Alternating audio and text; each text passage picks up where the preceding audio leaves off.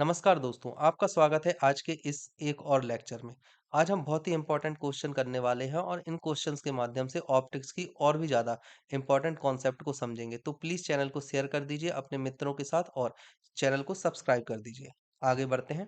सबसे पहला क्वेश्चन है अपसारी लेंस कौन सा लेंस होता है? देखिए मैंने आपको बताया था कि लेंस दो टाइप का होता है, ठीक है? लेंस होते हैं दो टाइप के।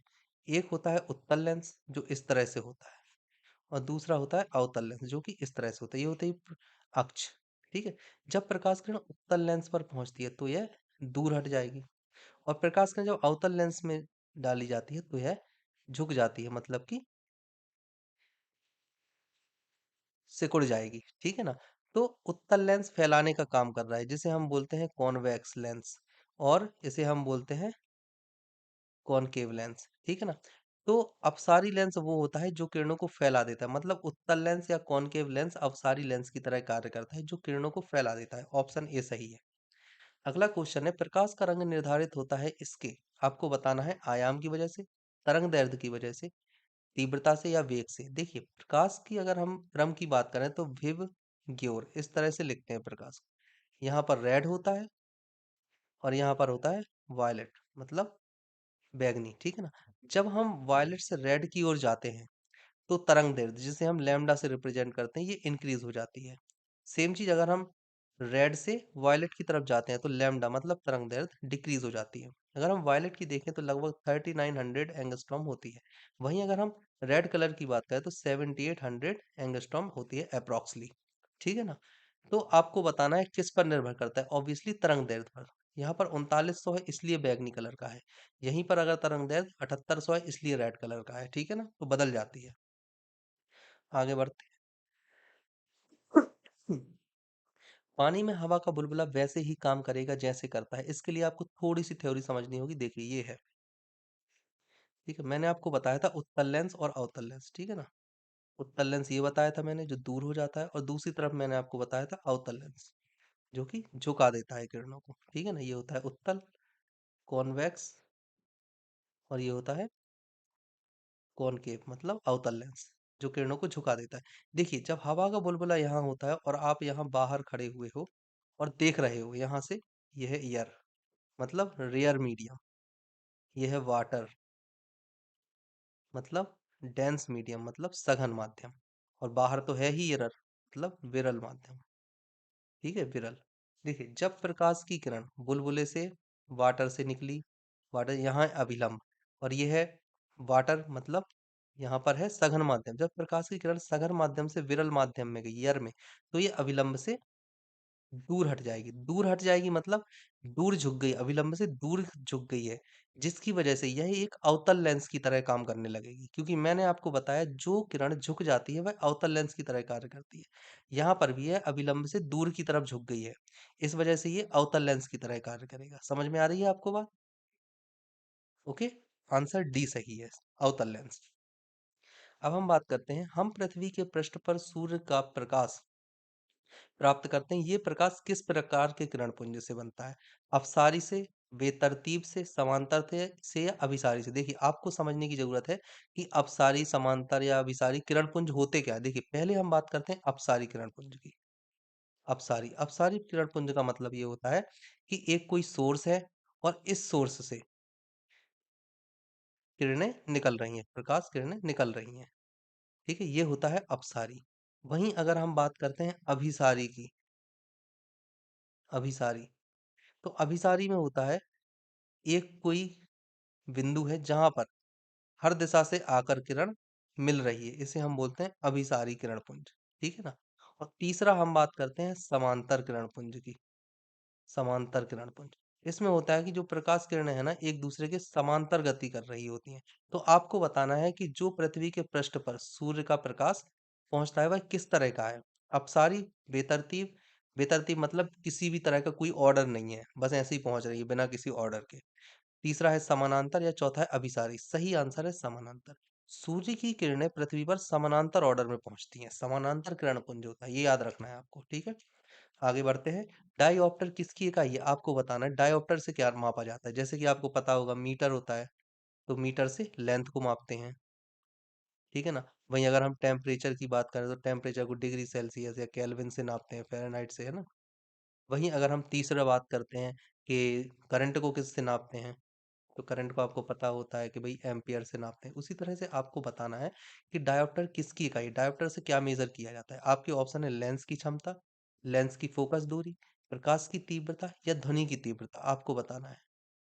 डायोप्टर से हम मापते हैं, सही आंसर है लेंस की क्षमता को। ठीक है, डायोप्टर से लेंस की क्षमता का मेजर किया जाता है।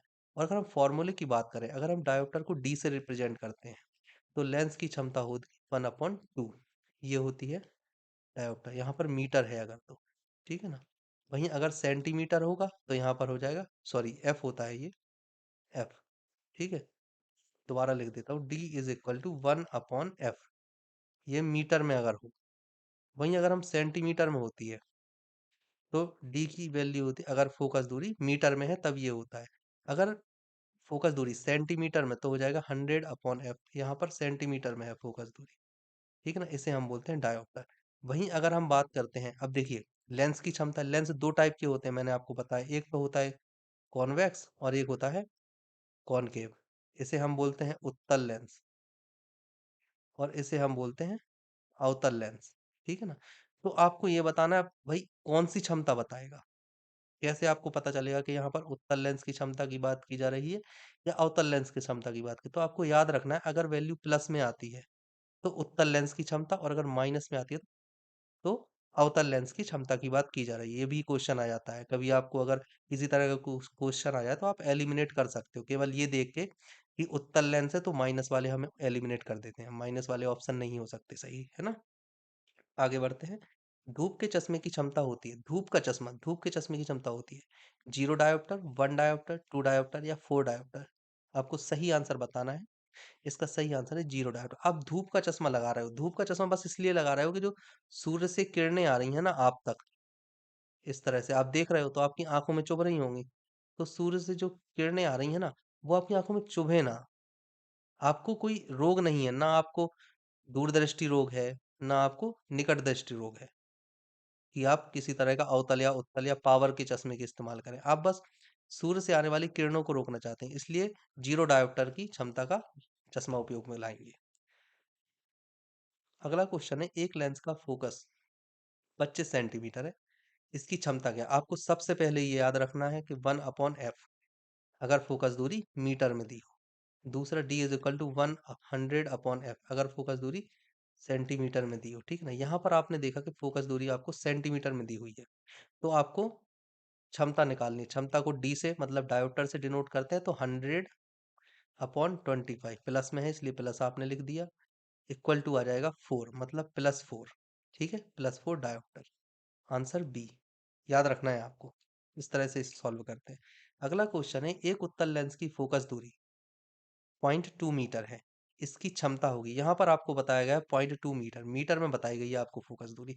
तो यहाँ पर आप कौन सा फॉर्मूला लगाओगे, ये वाला या फिर ये वाला? आप कौन सा फॉर्मूला लगाएंगे? मीटर में दी हुई है, ऑब्वियसली आप ये वाला फॉर्मूला इस्तेमाल करेंगे, ना कि ये। ठीक है, तो d इज इक्वल टू 1/0.2। ठीक है, अगर आप इसे सॉल्व करोगे तो 10/2, यहाँ से लोगे तो 5, और यहाँ पर +5 डायोप्टर, वैल्यू होगी ऑप्शन डी। ठीक है, इस तरह से आपको सॉल्व करना है क्वेश्चंस को। अगला क्वेश्चन है, यदि किसी ऐनक, ऐनक मतलब चश्मा, कि लेंस का पावर +2 डायोप्टर है तो इसकी फोकस दूरी क्या होगी? यहाँ पर आपको रखना है कि +2 है। आपसे ये भी पूछा जा सकता है कि अगर किसी लेंस की पावर +2 है तो वह चश्मा कौन सा है, मतलब लेंस कौन सा है, उत्तल लेंस, अवतल लेंस, परवलयाकार लेंस या द्विफोकल लेंस है, क्या है? तो प्लस देखते से ही आपको समझ में आ जाना चाहिए कि ये लेंस कॉन्वेक्स है। कॉन्वेक्स मतलब उत्तल लेंस है, ये आपको पता हो जाना चाहिए। ठीक है, तो आपको निकालनी है वैल्यू। फॉर्मूला था d इज इक्वल टू, +2 है, आप कुछ भी रख सकते हो, या तो आप 100 वाला फॉर्मूला लगा लो जो आपको लगाना हो, या फिर आप ये वाला फॉर्मूला लगा लो, वैल्यू तो वही आएगी।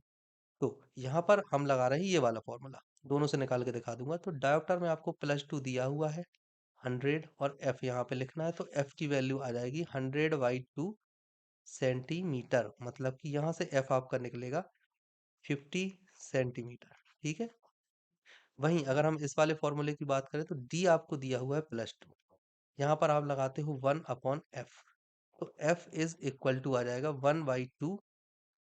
ठीक है, ये है मीटर में, तो f is equal to 0.5 metre. दोनों ही आंसर सही है। ठीक है, ये आपको याद रखना है इस तरह से। तो ऑप्शन सी सही हो जाएगा यहाँ पर। अगला क्वेश्चन देखते हैं, एक उत्तल लेंस को जब पानी में डुबोया जाता है तो उसकी क्षमता पर क्या प्रभाव पड़ता है? आपको ये बताना है। एक उत्तल लेंस है, ये है, ठीक है, आपने इसे पानी में डुबो दिया, तो आपको बताना है कि इसकी क्षमता पर क्या प्रभाव पड़ेगा। ठीक है, ठीक है। देखिए, आपके ऑप्शन है घट जाती है, बढ़ जाती है, अपरिवर्तित रहती है, या इनमें से कोई नहीं। देखिए, अगर क्षमता की बात हो रही है, जब भी इस तरह के क्वेश्चन है ना, आपको सीधा फॉर्मूला लिख लेना है। क्षमता मतलब, क्षमता को हम डिनोट करते हैं डी से, डायोप्टर से, और इसका होता है 1/f। ठीक है, अब उसने आपसे पूछा है कि बढ़ेगी या घटेगी क्षमता। तो क्षमता डिपेंड कर रही है किस चीज पर? समानुपाती है 1/f की। मतलब अगर f इंक्रीज होता है तो क्षमता डिक्रीज होगी। वहीं अगर आप f को देखें, f डिक्रीज होता है तो जो क्षमता होती है वो इंक्रीज होगी। तो आपको देखना है, अगर उत्तल लेंस पानी में डला हुआ है तो उसकी f इंक्रीज हो रही है या डिक्रीज हो रही है, आपको ये देखना है। ठीक है, अब देखिए मैं आपको दिखाता हूँ, ये है उत्तल लेंस। ठीक है, यहाँ पर, यहाँ पर गए, आपको दिखाना है कि f इंक्रीज है या फिर f डिक्रीज हो रही है। ठीक है ना, तो यहाँ पर जब आप देखोगे, सघन से विरल माध्यम में गई, यहाँ पर, ठीक है, अगर आप इधर देखो तो किरण झुक रही है, अभिलंब से दूर की तरफ झुक रही है। किरण झुक रही है मतलब इसकी फोकस दूरी बढ़ गई है। झुकने का मतलब है कि फोकस दूरी बढ़ गई है, ये एंगल कम हो गया है, मतलब फोकस दूरी इसकी बढ़ जाएगी। ठीक है ना, समझ में आ रही है ये बात? यहाँ से प्रकाश किरण गई, ये वाटर है, ये है डेंस मीडियम, मतलब अगर हम बात करते हैं इसकी, तो ये है सघन माध्यम। ठीक है ना, और यहाँ पर है एयर, जो कि हम मानते हैं विरल माध्यम। ठीक है ना, ये है विरल माध्यम में। जब सघन माध्यम से विरल माध्यम में जाएगी कोई किरण, तो वह अभिलंब से दूर हट जाती है। दूर हटने की वजह से अभिलंब से दूर की तरफ झुकी, जिससे कि इसकी फोकस दूरी बढ़ जाएगी। फोकस दूरी बढ़ने के कारण डी का मान कम हो जाएगा। डी का मान कम होने का मतलब है क्षमता कम हो जाती है। ऑप्शन ए सही होगा इसका। ओके, आगे बढ़ते हैं। प्रिज्म में प्रकाश के विभिन्न रंगों का विभाजन क्या कहलाता है? मैंने आपको ये सब कुछ पहले बता दिया है कि अलग अलग रंगों का विभाजन क्या कहलाता है। परावर्तन, अपवर्तन, विवर्तन या वर्ण विक्षेपण, इन सब चीजों को मैंने फर्स्ट लेक्चर में ही कवर कर लिया था कि विवर्तन क्या होता है क्वेश्चन के माध्यम से, अपवर्तन क्या होता है, परावर्तन, और वर्ण विक्षेपण। सही आंसर है वर्ण विक्षेपण, ऑप्शन डी, हम इसे कवर कर चुके हैं। ठीक है, आगे बढ़ते हैं। प्रिज्म से गुजरने पर सूर्य के प्रकाश की किरणें विभिन्न रंगों में विभक्त हो जाती है, क्योंकि आपको ऑप्शन दिए गए हैं। प्रकाश किरणें विद्युत चुम्बकीय तरंगे हैं। प्रिज्म की दो सतहों पर किरणों का विचलन होता है। प्रिज्म की दो सतहों पर किरणों का अपवर्तन होता है। विभिन्न रंगों की किरणों का विचलन भिन्न भिन्न होता है। आपको बताना है, यहाँ पर देखिए, विद्युत चुम्बकीय तरंगे हैं, ठीक है, और भी विद्युत चुम्बकीय तरंगे होती हैं, तो उससे तो कोई फर्क नहीं पड़ता, वो तो नहीं बढ़ती। प्रिज्म की दो सतहों पर किरणों का अपवर्तन होता है, नहीं, ऐसा कुछ नहीं है। बाकी चीजें भी तो हैं, कांच है, उसमें भी तो दो सतहों पर अपवर्तन हो जाता है, आप लगा दो तो फिर तो नहीं बदलते। ठीक है, कांच भी आप ऐसा बना सकते हो, एक प्रिज्म ही क्यों, क्यूब बना दो एक, है ना, एक आप घनाभ ले लो कांच का, उसमें भी दो सतहों पर होता है, तो कुछ नहीं होगा।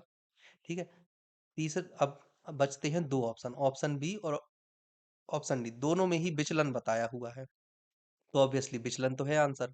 प्रिज्म की दो सतहों पर किरणों का विचलन होता है या भिन्न भिन्न रंगों की किरणों का विचलन होता है? भिन्न भिन्न रंगों की किरणों का विचलन भी भिन्न भिन्न होगा, इसलिए वो अलग होती हुई दिखाई देती हैं। ऑप्शन डी सही है। ठीक है, आगे बढ़ते हैं। अगला क्वेश्चन है, श्वेत प्रकाश कितने रंगों के मेल से बना हुआ होता है? आप सभी को पता है सूर्य का प्रकाश श्वेत प्रकाश होता है, और सूर्य के प्रकाश में कितने कलर होते हैं? 7। कौन कौन से होते हैं? विवग्योर, ठीक है, आर से रेड, ओ से ऑरेंज, वाई से येलो, जी से ग्रीन, बी से ब्लू, आई से इंडिगो, ठीक है, इंडिगो, और वी से वायलेट, मतलब बैगनी। बैगनी, जामुनी, नीला, हरा, पीला, नारंगी और लाल, ठीक है ना, 7 रंग। आगे बढ़ते हैं। श्वेत प्रकाश जब प्रिज्म से होकर गुजरता है तो जो वर्ण सबसे अधिक विचलित होता है वह कौन सा है? आपको बताना है कि कौन सा रंग सबसे ज्यादा विचलित होता है। देखिए, सूर्य का प्रकाश, वही ऑर्डर आपको लिखना है, विव गेओर, ठीक है ना, ये आपको लिखना है। मैंने आपको पिछले लेक्चर में बताया था वर्ण, यहाँ पर आपसे पूछा गया है विचलन, लेकिन मैंने आपको बताया था प्रकीर्णन पिछले लेक्चर में, कि प्रकीर्णन वायलेट का सबसे ज्यादा होता है, प्रकीर्णन, ठीक है ना, और रेड का सबसे कम होता है। और सेम ऑर्डर होता है विचलन का, आपको याद रखना है, विचलन का भी सेम ऑर्डर होता है, ये इंक्रीज होगा, इंक्रीज। जब रेड से आप वायलेट की तरफ जाओगे तो विचलन इंक्रीज होता है, और प्रकीर्णन भी इंक्रीज होता है। तो आपको यहाँ पर ऑप्शन लाल है, ए, लाल का तो सबसे कम होता है, तो ऑप्शन ए गलत हो जाएगा। बैगनी, बैगनी का सबसे ज्यादा होगा, सबसे ज्यादा लेफ्ट में, तो ऑप्शन बी हो जाएगा आंसर। पीला बीच में नहीं होगा, आसमानी नहीं, तो ऑप्शन बी, बी का विचलन सबसे ज्यादा होता है। आपको याद रखना है कि बैगनी से लाल की तरफ जाने पर विचलन कम होता है, या लाल से बैगनी की तरफ आने पर विचलन ज्यादा होता है, ठीक है ना, याद रखना है। और प्रकीर्णन का भी यही ऑर्डर होता है। अगला क्वेश्चन है, श्वेत प्रकाश जब प्रिज्म से होकर गुजरता है तो जो वर्ण कम विचलित होता है वह है, सेम चीज, विव ग्योर। मैंने आपको बताया था कि जो विचलन होता है ना, विचलन लाल से वायलेट की तरफ जाने पर ज्यादा होता है। उसने पूछा सबसे कम, तो सबसे कम किसका होगा? रेड का होगा, लाल रंग का, ऑप्शन ए। ए में ही लाल है तो ऑप्शन ए सही हो जाएगा, आगे के नहीं पढ़ना है, ठीक है। अगला क्वेश्चन है, प्राथमिक रंग है, प्राथमिक रंग आपको बताना है। देखिए, पहली बात तो आप ये समझिए कि प्राथमिक रंग और द्वितीयक रंग आखिर होते क्या हैं। एक तो होता है प्राथमिक, प्राथमिक रंग, और दूसरे होते हैं द्वितीयक, मतलब सेकेंडरी, सेकेंडरी कलर, और एक होते हैं प्राइमरी कलर। देखिए, प्राइमरी कलर का मतलब वो होता है जिन्हें आप दो कलरों के संयोजन से नहीं बना सकते, मतलब कि कलर एक और कलर दो, इन दोनों के संयोजन से आप तीसरा कलर नहीं बना सकते, उसे हम बोलते हैं प्राथमिक। और द्वितीयक का ये होता है कि पहला कलर और दूसरा कलर के संयोजन से आप इस कलर को हासिल कर सकते हैं, है ना। जिस कलर को आप अन्य दो कलरों के संयोजन से हासिल कर सके वो होता है द्वितीयक, और जिस कलर को आप अलग अलग कलर के संयोजन से प्राप्त नहीं कर सकते उन्हें हम बोलते हैं प्राथमिक कलर। तो आपको बताना है प्राथमिक रंग हैं कौन कौन से हैं। प्राथमिक रंग, प्रकृति में पाए जाने वाले रंग, इंद्रधनुष के रंग, श्वेत प्रकाश के स्पेक्ट्रम के रंग, वे रंग जो अन्य रंगों के मिश्रण से उत्पन्न नहीं किए जा सकते, ऑप्शन डी। मैंने आपको यही बताया कि जो अन्य रंगों के मिश्रण से उत्पन्न नहीं किए जा सकते, ठीक है। आगे बढ़ते हैं। तीन मूल रंग कौन से होते हैं? तीन मूल रंग आपको बताने, प्राइमरी कलर, मूल रंग या प्राइमरी कलर आपको बताने हैं कौन कौन से। आपके ऑप्शन है हरा पीला लाल, नीला पीला लाल, नीला लाल हरा, या नीला पीला हरा। आपको इसके लिए कोड याद रखना है, RGB। आर से रेड, जी से ग्रीन, और बी से ब्लू, ठीक है ना। ये होते हैं प्राथमिक कलर या मूल कलर, लाल, हरा और नीला। किस कौन से ऑप्शन में है? नीला लाल हरा, ऑप्शन सी सही है, ठीक है, याद रखना है आपको। अगला क्वेश्चन है, श्वेत प्रकाश का अपने विभिन्न रंगों के अलग अलग होने की क्रिया को क्या कहते हैं? जैसे कोई श्वेत प्रकाश है, सूर्य का प्रकाश, जब हम प्रिज्म में डालते हैं इस तरह से, तो वो अलग अलग रंगों में बट जाता है ना। तो इसे क्या कहते हैं, इस क्रिया को? ये जो अलग अलग रंगों में बट गया, इसे क्या कहते हैं आपको बताना है। ये क्रिया कहलाती है वर्ण विक्षेपण। कौन सी क्रिया कहलाती है? वर्ण विक्षेपण। ये प्रिज्म है ना, ये है प्रिज्म, और ये है सनलाइट, सनलाइट। और ये अलग अलग कलरों में बट गया है, विव की ओर, विव की ओर यहाँ से मिला है ये, ठीक है। तो इसे हम बोलते हैं वर्ण विक्षेपण, ऑप्शन डी सही है। विवर्तन, परिक्षेपण, प्रकीर्णन, ये मैं आपको बता चुका हूँ ऑलरेडी पहले पिछले लेक्चर्स में, तो आप वो देख लेना जिसे पता ना हो, है ना। अगला क्वेश्चन देखते हैं, निम्नलिखित में से कौन सा प्राथमिक रंग नहीं है? प्राथमिक रंग मैंने आपको क्या बताया था, कोड RGB। आर से क्या था? रेड, जी से था ग्रीन, और बी से था ब्लू। इनके अलावा कोई और कलर जो होता है वो सब द्वितीय कलर होते हैं। तो आपको बताना है प्राथमिक कौन सा नहीं है। हरा, हरा क्या प्राथमिक है? बिल्कुल सही, हरा तो है प्राथमिक। दूसरा पीला, पीला क्या है इनमें? बिल्कुल नहीं। लाल और ब्लू है, तो लाल और ब्लू दोनों है प्राथमिक। आपको बताना है प्राथमिक कौन सा नहीं है, तो ऑप्शन बी सही है, पीला। ठीक है, आगे बढ़ते हैं। निम्नलिखित में से किस रंग का तरंगदैर्ध्य अधिकतम होता है? तरंगदैर्ध्य आपको बताना है। सेम ऑर्डर मैंने आपको बताया था विव क्योर का, और मैंने आपको बताया था कि 3900 एंगस्ट्रॉम होती है वायलेट की, और इसके बाद इधर जाने पर इंक्रीज होता है। ठीक है ना, इंक्रीज होती है। लैम्डा की वैल्यू, लैम्डा मतलब तरंगदैर्ध्य की वैल्यू इंक्रीज होती है, और रेड की हो जाती है 7800 एंगस्ट्रॉम वैल्यू। ठीक है ना, तो आपको बताना है कि तरंगदैर्ध्य अधिकतम किसकी है? अधिकतम बताना है, नीले की, लाल की, हरी की या लाल की? ऑब्वियसली रेड, लाल की सबसे ज्यादा होती है, ऑप्शन डी। लेकिन अगर आपसे आवृत्ति पूछते हैं कि आवृत्ति सबसे ज्यादा किसकी होती है, तो आवृत्ति में ऑर्डर ये होता है, आवृत्ति मतलब फ्रीक्वेंसी। ठीक है ना, ये होता है फ्रीक्वेंसी। सबसे ज्यादा होती है वॉयलेट की, क्योंकि जो फ्रीक्वेंसी होती है ना, एफ का फॉर्मूला वो होता है 1/लैम्डा। जो फ्रीक्वेंसी है वो लैम्डा के व्युत्क्रमानुपाती होगी, लैम्डा जिसका कम होगा उसकी फ्रीक्वेंसी ज्यादा होगी। ओके, तो आपको ध्यान से पढ़ना है। आपसे आवृत्ति पूछी गई है या तरंग दैर्ध्य? पिछले क्वेश्चन में आपसे पूछी गई थी तरंग दैर्ध्य, इसलिए लाल। ठीक है, आगे बढ़ते हैं। निम्नलिखित में से कौन सा रंग सम्मिश्रण दिन और रात के समय सर्वाधिक सुविधाजनक होता है? आपको ये बताना है। सर्वाधिक सुविधाजनक कौन सा कलर होता है, नारंगी या नीला? याद रखना है आपको, नीला तो है प्राइमरी पर नारंगी नहीं है। श्वेत और काला बिल्कुल नहीं, दोनों ही प्राइमरी नहीं है। पीला और नीला, नीला तो है प्राइमरी पर पीला नहीं है। लाल और हरा, लाल और हरा दोनों ही प्राइमरी है। इस तरह से आपको याद करना है कि लाल और हरा रंग सबसे ज्यादा सुटेबल होते हैं। RGB आपने कोड पढ़ा होगा, तो रेड और ग्रीन, ये दोनों कलर, ये दोनों सबसे ज्यादा सुटेबल होते हैं, चाहे वो डे लाइट हो या नाइट लाइट हो। ठीक है ना, आपको याद रखना है ऑप्शन डी, लाल और हरा। ठीक है, इसके बाद आगे बढ़ते हैं। किसी अपारदर्शी वस्तु का रंग उस रंग के कारण होता है जिसे वह, जैसे मान लीजिए मेरे हाथ में पेन है ब्लैक कलर का, वो मुझे ब्लैक क्यों दिख रहा है? जैसे ये है एक पेन, मैंने बना दिया, ये एक पेन, एक तो यार ड्राइंग नहीं बनती मुझसे। ये दूसरा पेन हो गया, ये तीसरा पेन हो गया। इस पेन का कलर मैं आपको बताता हूँ कि ब्लैक है। इस पेन का कलर मैं, आप मान लीजिए, बताता हूँ कि वाइट है। ठीक है, और इस पेन का कलर है ग्रीन।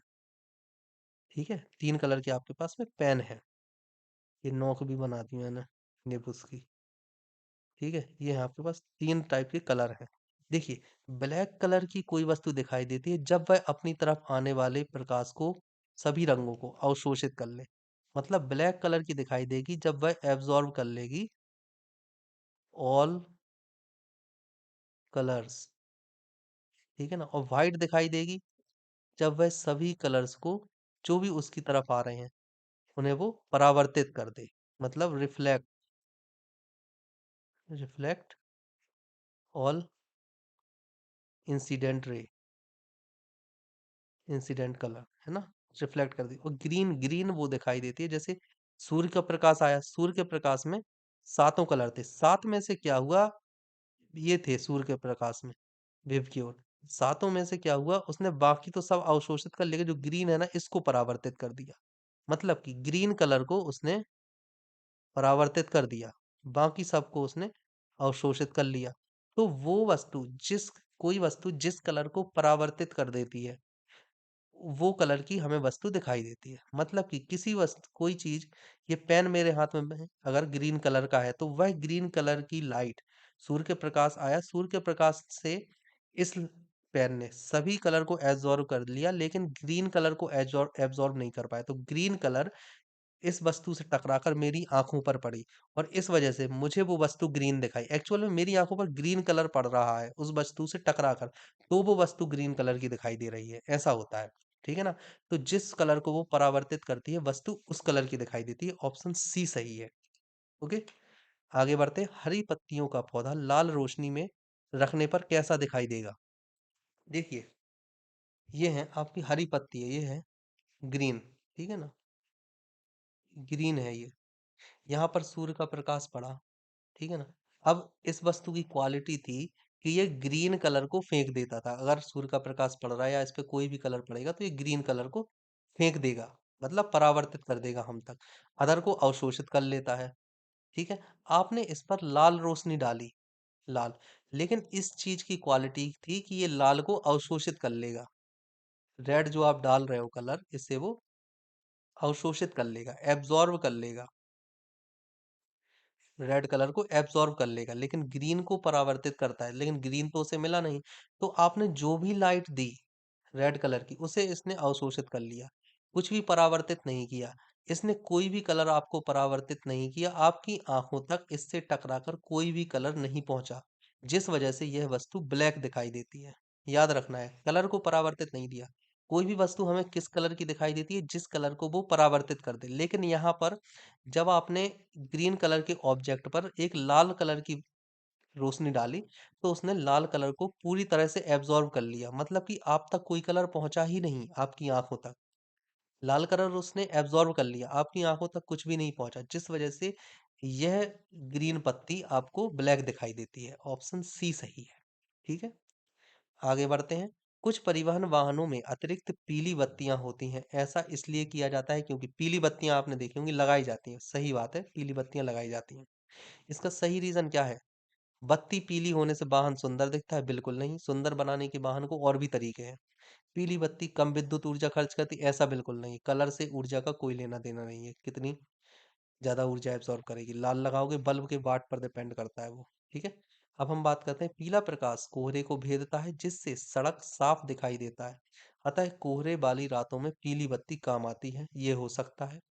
चौथा हम देखते हैं, पीला प्रकाश सड़क पर चलते हुए व्यक्ति की आंखों में चमक उत्पन्न नहीं करता। नहीं, ऐसा बिल्कुल नहीं है। ऑप्शन सी सही है। ठीक है। आगे बढ़ते हैं। प्रकाश में 7 रंग होते हैं, बिल्कुल सही। यहाँ पर सनलाइट की बात की जा रही है आपसे। सनलाइट, सनलाइट में 7 रंग होते हैं, विव की ओर। ठीक है ना। 7 रंग होते हैं। रंगों को अलग करने का क्या तरीका है? इन रंगों को अलग करने का क्या तरीका है? मैंने आपको बताया था रंगों को कैसे अलग कर सकते हैं। एक प्रिज्म लो, प्रिज्म में सनलाइट डालो, ये आई सनलाइट आई, ये यहाँ गई, टकराई, और ये 7 कलर में विक्षेपित हो जाती है। ठीक है ना। इस क्रिया को क्या बोलते हैं? विव की ओर में जो बट गई, विव की ओर, इस क्रिया को क्या बोलते हैं? इस क्रिया को बोलते हैं वर्ण विक्षेपण। ठीक है। तो आपको बताना है किस तरह से अलग किया जा सकता है। एक प्रिज्म से रंगों को अलग अलग किया जा सकता है, फिल्टर से रंगों को अलग अलग किया जा सकता है, पौधों से रंगों को अलग अलग किया जा सकता है, या फिर आखिरी ऑप्शन है आपका, रंगों को अलग अलग नहीं किया जा सकता। ऑप्शन ए, प्रिज्म से रंगों को अलग अलग किया जाता है। ये प्रिज्म ही तो है, लिखा नहीं है मैंने, वो बात अलग है। ये प्रिज्म ही तो है, प्रिज्म से रंगों को अलग अलग किया जा सकता है। ठीक है।